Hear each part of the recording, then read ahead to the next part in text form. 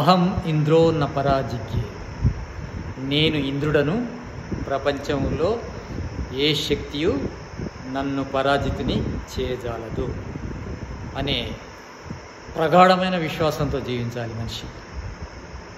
నేను ఇంద్రుడను, ప్రపంచంలో ఏ శక్తి కూడా నన్ను ఎదిరించదు, అంత విశ్వాసంగా జీవించాలి. ఎప్పుడు మనకు అంత విశ్వాసం వస్తుంది, ఇంద్రులమైతే వస్తుంది. ఇంద్రుడు అంటే ఇంద్రియాలను జయించినవాడు, పంచ జ్ఞానేంద్రియాలను, మనస్సును, పంచ కర్మేంద్రియాలను జయించినవాడు ఇంద్రుడు అవుతాడు. ఆ ఇంద్రునికి ఈ ప్రపంచం లోపల ఏ శక్తి కూడా పరాజితం చేయజాలదు. అతడే విజేత అవుతాడు.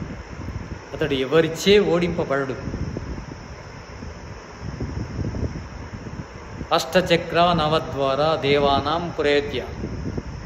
ఈ శరీరం ఎట్లాంటిది? దివ్యమైన శక్తులకు నిలయం. అయోధ్య శత్రువులచే ఓడింపబడలేదు. అలాంటి శరీరాన్ని, మానవ శరీరాన్ని దేవుడు మనకిచ్చాడు. మనం ఎప్పుడు కూడా దీనంగా ఉండకూడదు, పరాధీనంగా ఉండకూడదు. అహం ఇంద్రో, నేను ఇంద్రుడను, దేవతలకు రాజును. దేవతలకు రాజు ఎప్పుడవుతావు? దేవతలంటే ఇంద్రియాలు, మనస్సు. వీటికి రాజు ఎప్పుడవుతాము? వాటిని మన అదుపులో పెట్టుకున్నప్పుడు మనం రాజు అవుతాము.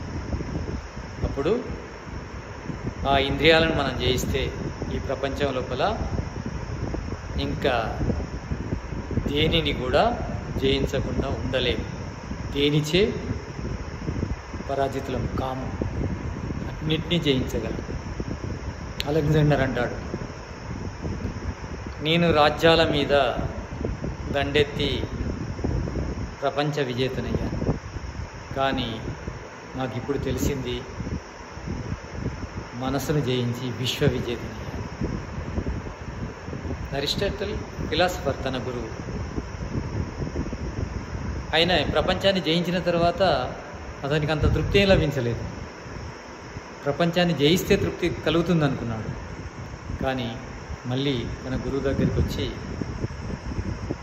ఆధ్యాత్మిక చింతన చేసి మనసును జయించప్పుడు అంటాడు, నేను మనసును జయించి విశ్వానికి విజేతనయ్యాను. నా ఆనందము కోటాను కోట్ల రేట్లు పెరిగింది. ఇప్పుడు నిజమైన విజేతను నేను అన్నాడు.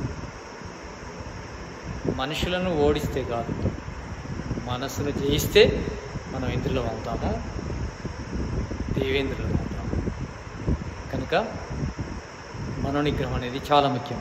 మనసును మన ఆధీనంలో ఉంచుకుంటే ప్రపంచం మన ఆధీనంలోకి వస్తుంది.